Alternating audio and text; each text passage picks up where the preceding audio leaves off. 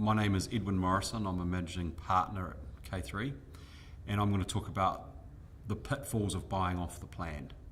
So jumping into it, buying off the plan, you've gone out, you're looking for a property, you're not sure if you want a house or an apartment or a terraced house, and you come across a nice brochure with a beautiful apartment building or a terrace block, and it hasn't yet been built, it's not, the development hasn't started, looks like a reasonable price, and if it is completed in the same way it is in the pictures, it looks like somewhere you'd want to live, or it could be your dream apartment or home, or ideal for you, it's new, it'll be warm, and all of those things that come with having a new property.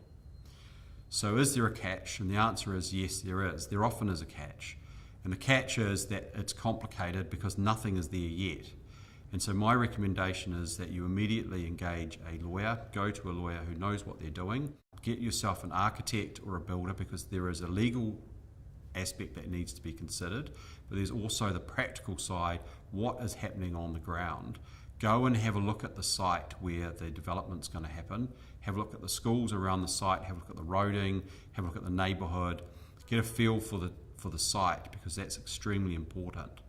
Then when you actually get a copy of the detailed sale and purchase agreement with all of the documents, you need an architect or a surveyor or a builder to have a good look at it, to see how much detail is in it and how much detail is missing.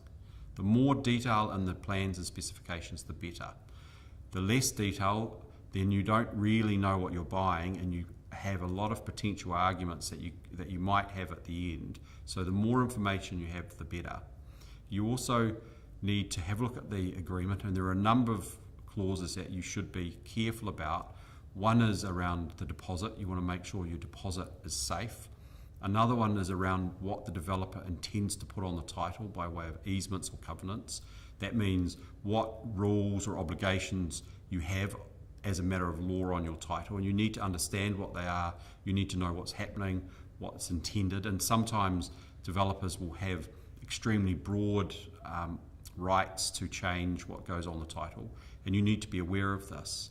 There are sometimes dates where if the property hasn't been completed by a certain date, the developer can cancel, and you need this date to be as far out as possible, because obviously if you've invested a lot of time and money looking at all the plans and specifications, paying for a lawyer or an architect or both, you want to know that if you are ready to settle, that the developer has to settle with you.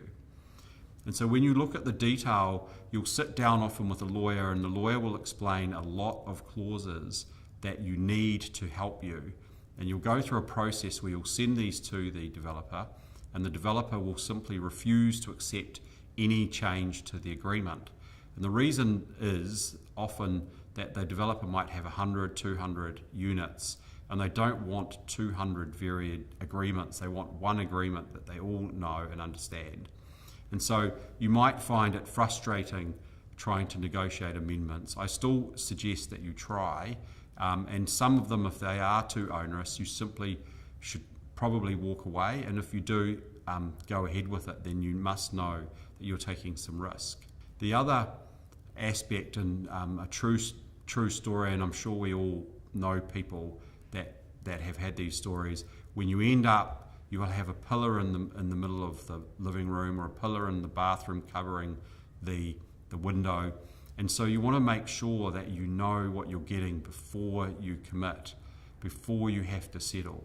And then you have a lawyer who can defend or act for you throughout the process, so you know what's happening. But in addition to the agreement, it's very important to know what's happening outside of the agreement.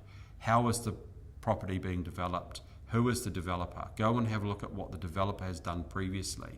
Have a look at the quality of their other work. Compare it, think about how that looks to this, so you have an idea what the developer is likely to develop. Make sure that the developer who's selling you the property is actually on the title. They own the land. Often developers will sell properties without owning the land, so it gives you a difficult position when you have an entity that owns nothing or has no obligations, doesn't own anything.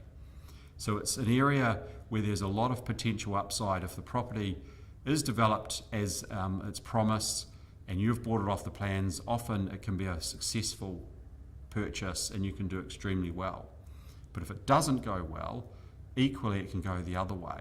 You can find that you have ended up with something that you didn't expect, you didn't want, isn't worth what you thought it was worth, and you can't sell. Remember also that often with these type of properties you own jointly with a number of people who aren't your friends, you don't know them, have different philosophies around budgets, around maintenance, around what repairs need to be done, how they need to be done, when they need to be done. So you need to go in with your eyes open in terms of what you're getting, the processes and how it all works. In summary, I would recommend that you must take good legal advice.